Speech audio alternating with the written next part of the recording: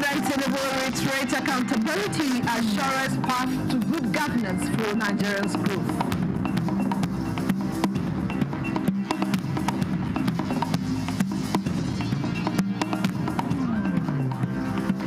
Inspired by Qatar, Nigeria's First Lady envisions Nigeria's National Library as a beacon of modern learning.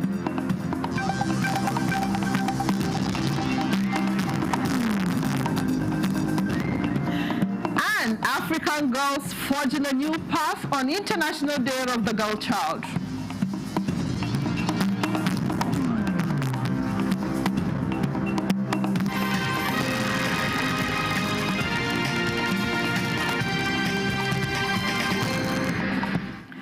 Glad to have you join us for the news desk at 3 on NTA News 24, live from Abuja. I am Vivian Izadifi. President Bola Tinubu says his government is focused in ensuring accountability and transparency, which he described as the surest path to good governance and growth. The president said this when he received a delegation of the International Federation of Accountants, IFAC, and the Institute of Chartered Accountants of Nigeria, ICANN, at the State House. The delegation also included governors of Jigawa State, Umar Namadi, and Kogi State, Ahmed Ododo. ICANN has just held its 55th annual Accountants Conference with the theme, Building Resilience, Aligning Reforms for Nigerians' Development. President Tinubu acknowledged the contributions of members of the bodies working with the government to record improvement in non-oil revenue and the actualization of the tax reforms. I'm grateful for the contribution of your dedicated professionals. The tax reform is with excellent commitment and diligence and set Nigeria on the path of resilience that we're looking for. Then the revenue generation, other than dependence on oil, is getting improvement, regularly, and we are looking at that. Accountability is the question, and transparency will be an answer to many of our problems. And without that foundation, there's no path to growth. There's no path to good governance. I would like also to commend your leadership because I had the privilege to be in a meeting recently with Chairman Yolide, and this reform, the fiscal reform and tax, the fiscal policy and tax reform is really impressive. It is impressive both by the magnitude and also by the way that it is implemented. We can see the visible impact of it, positive impact. The inflation is coming down, food price is coming down, the queue has disappeared from filling stations, Naira has stabilized and is even appreciating, and so many things like that. These are part of the reforms that Mr. President has introduced. And over and above that, the new tax reform, which take effect from 1st January, is also going to be of great impact for the citizens. And we now move to Kaduna State, where former Vice President of Nigeria, architect Mohammed Namadi Sambu, has been turbaned as the Sardauna of Zauzau. The ceremony took place at the Palace of the Emir in the ancient city of Zaria, Kaduna State. The Emir of Zauzau, Ahmed Nuhu Bamali, presided over the historic rites amidst prayers and blessings from Islamic scholars. The former Vice President was robed and turbaned, conferring upon him the title which signifies leadership, humility, and success. The title of Sardauna Zauzau is one of the most revered in the emirate, historically held by individuals of immense influence and contribution to society. Dignitaries graced the occasion, including the governor of Kaduna State, Senator Ubasani, former governors serving and former senators, and other top government functionaries. When the National Library of Nigeria is all built and finally completed, it will become the country's national pride as a modern, digitized facility equipped to cater to the knowledge-building needs of all. To achieve this objective, Nigeria is looking to draw inspiration and worthy template from the iconic Qatar National Library in Doha. Nigeria's First Lady Oluremi Tinubu dropped this hint after a facility tour of the library on the margins of her visit to Doha. State House correspondent Adeni Taiwo report. From its shape and structure, you get a picture and an ambience of a community configured for one central purpose: knowledge building to drive growth and sustainable development. And with its 2 million books and 500,000 e-books, Qatar National Library, situated in Education City, Doha, is one of the nation's pride and an enduring monument to the thirst of Qataris for knowledge. A visit to the library is the first engagement by Nigeria's First Lady Oluremi Tinubu upon her arrival in Doha. This is the library, the Qatar National Library. A team from the library, led by the Director of Operations, Khalid Badr Al Yafei, conducted her and members of her delegation around the facility. She took it all in, admiring the innovation station, sensory room, children library, assistive technology center, and heritage library, fascinated by row after row of books, parchment, and digital accounts of different civilizations. We've seen a lot. I can't even, is it the heritage part? Is it people with disability? It's just for everyone, from 0 to maybe 100. Depends on who wants to come. So there's room for everyone. So I would say I'm impressed with that, because knowledge shouldn't be isolated. It should be given to a child immediately you're born, and I think this place has provided that. The facility mirrors a desire for a modern and functional national library back home in Nigeria. We wouldn't have come to a better place than here. So I'm really glad we did. And, we might not have this exactly, but at least, we have something to measure up and then, at least live up to and then build towards. And I think I can't get over it. I think it's the concept that we are going to actually make sure that we have something like that, and also the emphasis on the special needs and also the emphasis on the heritage. I think it gives us clarity in terms of how to make sure that the library is really modern. Apart from that, also there are key areas that we need to actually include in terms of the plans for the existing library that we have. Her visit to the library is on the margins of her scheduled engagement with the Qatar Foundation for Education, Science and Community Development, where she hopes to secure needed partnership that will address the challenges of out-of-school children in Nigeria. From Doha in Qatar, Adeni Taiwo, NTA News. And back home here in Abuja, President Bola Tinubu has congratulated Abike Dabiri-Erewa, Chairman CEO of the Nigerians in the Diaspora Commission, NIDCAM, on her birthday. In a statement, the president celebrated her long and dedicated career in public service, which began as a broadcaster with the NTA before she served 3 terms in the House of Representatives. He specifically acknowledged her roles as chairman of the House Committee on Media and Publicity and the Committee on Diaspora Affairs. President Tinubu commended Dabiri-Erewa for her passion and foresight, noting her consistent dedication to social justice and the welfare of the underprivileged. He also praised her patriotic work at NIDCAM in attracting diaspora talent to contribute to national development in sectors like education, health, and sports, affirming that her numerous awards are well-deserved.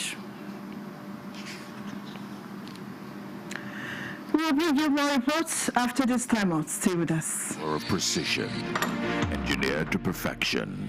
Every component is crafted with care, and each design is meticulously tested. From concept to creation, our engineers push the boundaries of technology, seamlessly blending performance and sustainability with a deep commitment to African ingenuity. Introducing the CNG Boss, a remarkable achievement in engineering designed to operate on compressed natural gas, a cleaner and more sustainable fuel alternative.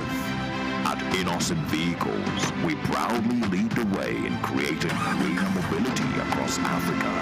And it doesn't stop there. From SUVs to sedans, spacious buses to electric cars, Innocent offers a wide range of models designed to meet every need. Innocent Vehicle, the pride of African road. This is NTA News 24. And welcome to more reports on the International Day of the Girl Child. The world is marking the International Day of the Girl Child, where attention has turned to a growing force shaping Africa's future. Young girls breaking barriers in science, technology, engineering, and mathematics. Let's take this report by Justin Ben-Uyi on how the African girl child is coding, building, and innovating her way into tomorrow. In classrooms, tech hubs, and makeshift labs across Africa, a quiet revolution is taking place, led by girls who refuse to be left behind in the digital age. From electric vehicle workshops in Sokoto to robotics coding clubs in South Africa, young African girls are proving that the future of science and technology is not only male. I wanted to change the mindset of our forefathers and some people that girls are only kept at home and can't do anything except staying home. So I just wanted to change their mindset on that girls can do everything and they are sometimes even above boys. Yet, for many, the journey has not been easy. Cultural biases, limited access to technology, and lack of funding continue to shut doors before they even open.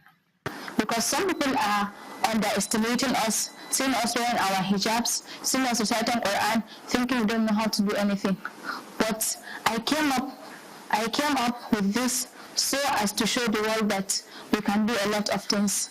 But STEM advocates in Nigeria are now encouraging African girls so they can code, receive digital literacy trainings, and participate in STEM challenges, as more girls are finding pathways into science and innovation. At the Caleb Daradi Foundation, we don't just talk about including girls in STEM, but building an infrastructure to make it inevitable. Right now, Nigeria has a critical gap. Less than 30% of STEM professionals are women. Through our STEM Challenge and school outreach programs, we've been able to engage girls on hands-on experiments and digital literacy. Our vision is clear. By 2030, every girl in our program should see herself not just as a student of STEM, but as a future engineer, data scientist, or innovator who transforms Nigeria. Experts say closing the gender gap in STEM could unlock massive potential, boosting economies, advancing innovation, and transforming how Africa solves its challenges. As the world celebrates the International Day of the Girl Child, these young innovators remind us that when the African girl is given a chance to learn, explore, and lead, the future becomes brighter for all. This year's International Day of the Girl Child calls for renewed commitment to empower girls, not just in classrooms, but in labs, tech spaces, and every corner where innovation begins. Justin Ben-Uyi, NTA News. Indeed, girls are the future engineers. Similarly, while commemorating the International Day of the Girl Child 2025, voices advocating for the rights and dignity of the girl child are rising across Nigeria. Thomas Obetere reports that among them is Caleb Ladi Bako, an advocate from Kaduna, who emerged as a compelling figure speaking up for millions of Nigerian girls still grappling with inequality and lost opportunities. Despite growing awareness, the reality for many girls in Nigeria remains bleak, from child marriage and gender-based violence to limited access to education, healthcare, and digital technology. The Nigerian girl child continues to face systemic obstacles, especially in rural and conflict-prone regions. In this day and age, girls are still being denied their rights to dream, as Caleb Danladi Bako and others lament during interviews. When it comes to the issue of out-of-school children, if you see the number keep rising every day from 10.3 to about 18 million, which is alarming. Parents must ensure that their daughters are enrolled in school. They have access to quality education. They are given an enabling environment to thrive. They are calling on Nigerian government to move beyond rhetorics and actively enforce laws that protect girls from early marriage, abuse, and neglect. There's a stereotype in the community that boys are preferred to girls. Rather than girls going to school, they tend to send boys to school while the girls help with household work and sometimes they go to farm. So we are saying that the girl child has tried. Before, they were sitting in the house, cleaning the house, going to the market with mommy. Mommy was frying naka. Now the girl child has gone to banks, to academia. There are many professors. Beyond government action, experts are also urging the private sector and NGOs to intensify their support for girl-focused initiatives. We have to address the issue of child labor. We have to address the issue of health and well-being. We also have to address the issue of malnourishment, and also we have to address the challenges they are passing through. The parents said, no, we're not going to train you. The man said he's not going to train you the way she was young. But at the end of the day, you understand me, this woman, she became a banker, and she, at the end of the day, she's the one that even took care of the family. You see, once the women are independent and they have their own, not living off of their husbands, you understand, things will change, and that respect will come in. Some girls were quick to say their minds on what they expect on their special day. I want more protection for the girl child. Most of us don't really know much about should I say menstrual cycles, and parents should take more time to talk to their girls, to their girl child, because nowadays a lot of things are going wrong with the girls. They remain hopeful that we don't just need to save the girl child, but believe in her. To them, believing means investing not just financially, but emotionally and institutionally in the future of every Nigerian girl. In Abuja, Thomas Obetere, NTA News. In another development, the House of Representatives has pledged effective oversight of budgetary allocations aimed at empowering women across the country. Chairman House Committee on Women Affairs, Kafilat Obara, stated this during an oversight visit to the Mariam Babangida National Center for Women Development, Abuja. The lawmakers told the management of the center that it is a critical component of legislative duties to ensure that funds allocated to the center are effectively utilized and translate into meaningful outcomes for Nigerian women. Also check on 2023. We were here last year, and we are supposed to have been here even before now, but because we all know that 2025 budget implementation has now started to happen. And each time I called, you didn't have much activities to report. And even at that, we believe that we still have our work to do. It is crucial that we understand not only the successes, but also the obstacles that may hinder progress. This understanding will allow us to make informed recommendations and adjustments to the future budgetary allocations. Identify and collate gender gaps across different sectors of Nigerian economy. It is a research program. It was done in Kwara and Edo State, in November 2024 to March 2025. Completed, and the money appropriated was 24 million. The lawmakers described the center as pivotal to a brighter future for women. More so to every brave girl striving to reach the classroom, walking miles for water, or carrying the quiet strength of displacement. You are seen, heard, and valued. Your courage lights the way to a brighter future. Nigeria's First Lady Oluremi Tinubu gave this assurance in her message marking this year's International Day of the Girl Child with the theme, "The Girl I Am, the Change I Lead, Girls on the Front Lines of Crisis," while calling on Nigerians to deeply reflect on the theme of the celebration. The First Lady urges them to come together and supports the girls to reach their maximum potential. The Minister of Women Affairs, Imam Suleiman Ibrahim, envisions a world where Nigerian girls can shape their futures, access quality education, healthcare, and opportunities without barriers. She assures that this world can be a reality in Nigeria, marking the 2025 International Day of the Girl Child in Abuja. Ngozi Technical has more. This year's celebration kicks off with a grand road walk led by the Minister of Women Affairs and other dignitaries.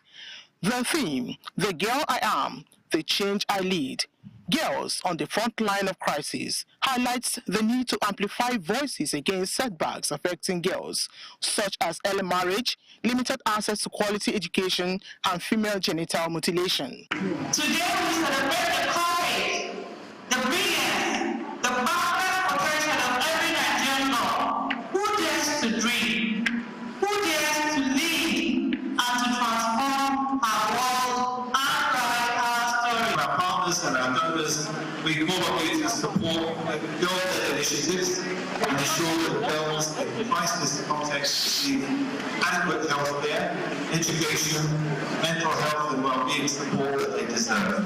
For the girls, optimism of better future is assured.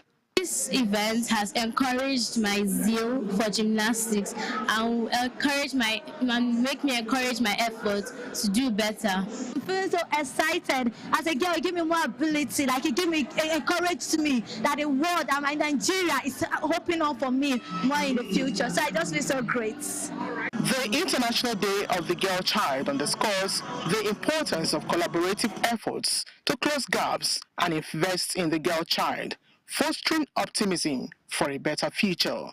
In Abuja, Ngozi Technical, NTA News. This is the news that's free on NTA News 24. Here is a recap of our top stories. President Tinubu reiterates accountability as surest path to good governance for Nigeria's growth.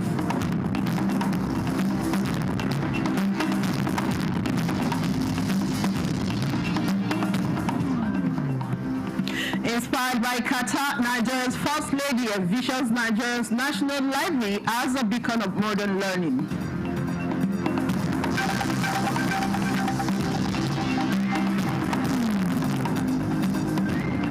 And African girls forging a new path on International Day of the Girl Child.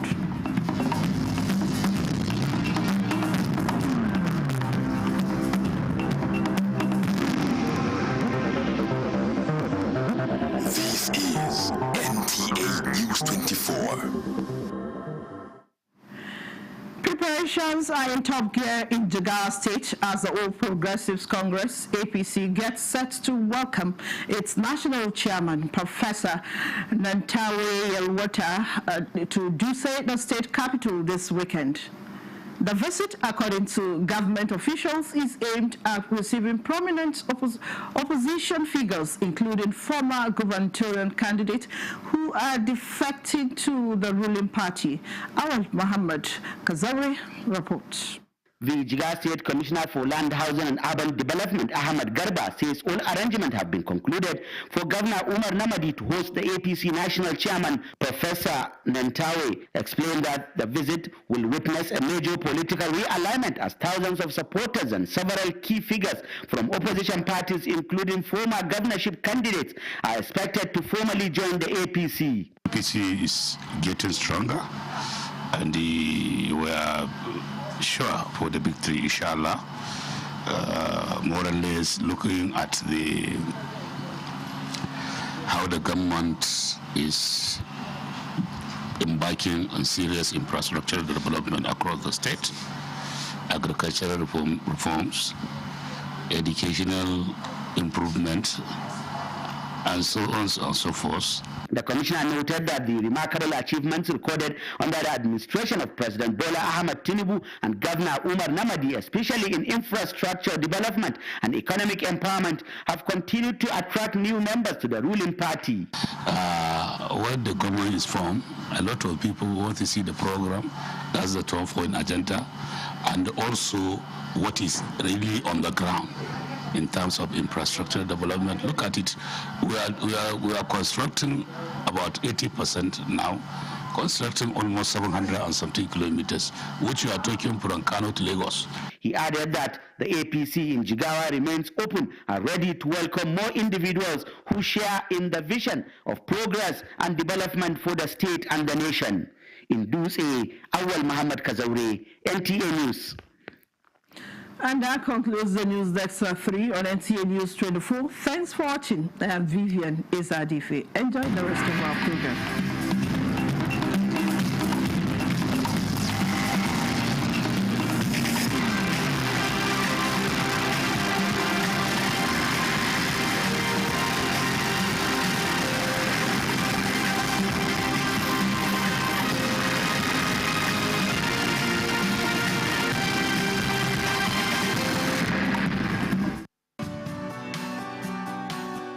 Health is wealth.